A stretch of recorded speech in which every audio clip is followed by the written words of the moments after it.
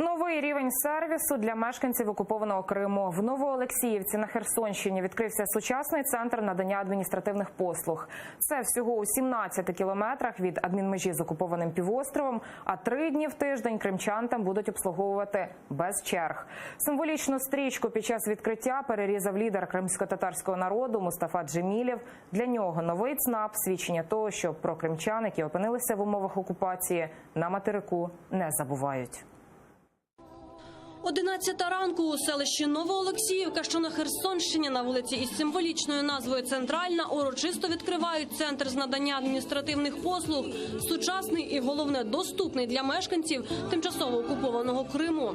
Лідер кримсько-татарського народу Мустафа Джемілєв, перший заступник голови Меджлісу Ахтем Чийгоз, перший заступник постійного представника президента України в Криму Ізет Гданов та чеський посол Роман Красніцький. Всі вони сьогодні тут, аби на власні очі подивитися, як працюватиме новий центр. Звучить український гімн.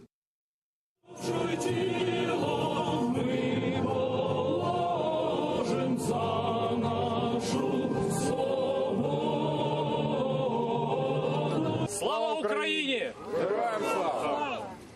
І під оплески і вигуки «Слава Україні» високі гості перерізають символічну блакитну стрічку перед входом у новий ЦНАП.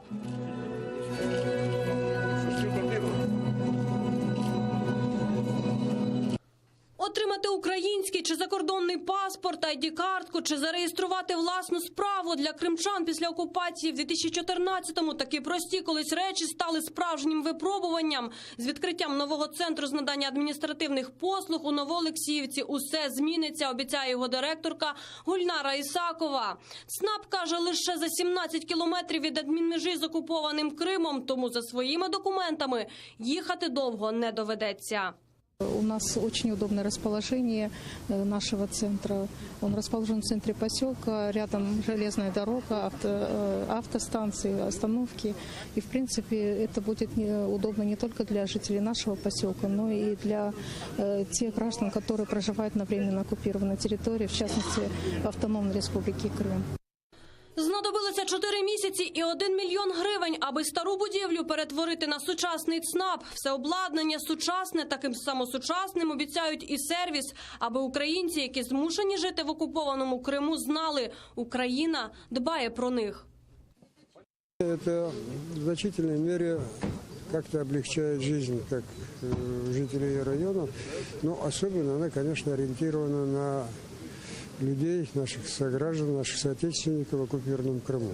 В первую очередь она имеет такую моральную поддержку людей. То есть люди будут понимать там, что здесь о них беспокоятся, здесь о них думают, что это их страна. Половину витрат на облаштування ЦНАПу взяло на себе чеське посольство, щоб вчергове довести Чехія, як і вся Європа, підтримує Україну в прагненні повернути вкрадений Росією Крим. Čechia i praviteľstvo Českej republiky, je to очень важно, не признает оккупацию Крыма, поддерживают все санкции и единые шаги Евросоюза, связанные с нарушением Россией суверенитета и территориальной целостности Украины. Обрати для оформлення паспорта ЦНАП на материку для українців з Криму – це також вияв боротьби з російським окупаційним режимом, так вважає Ельміра Аблялімова, координатор Кримського інституту стратегічних досліджень. Спротив окупації продовжується. Суспільство самостійно обирає форми та методи спротиву, оформлення та отримання документів в Україні, саме в Україні, це є прояв громадянської позиції, форма протесту та несприйняття окупації. Єдиний недолік новоствореного ЦНАПу – одне вікно для прийому документів. Проблему вирішать вже за кілька місяців, запевнив перший заступник представника президента в Криму Ізет Гданов. Що стосується робочих місць на ЦНАПі, да, дійсно, це поки що одне робоче місце, але я сподіваюся, що обласна Херсонська рада, яка обіцяла все ж таки надати гроші для ще одного робочого місця, нададуть гроші і ще одне робоче місце запрацює. Двері нового центру з надання адміністративних послуг у Новоолексіївці будуть відчинені з понеділка до п'ятниці з 9 до 19, а от мешканців окупованого Криму у вівторок, середу та четвер прийматимуть поза чергою. З Херсонщини Тетяна Сулій, Владислав Стожук, Іслам Пінка, Заман, АТР.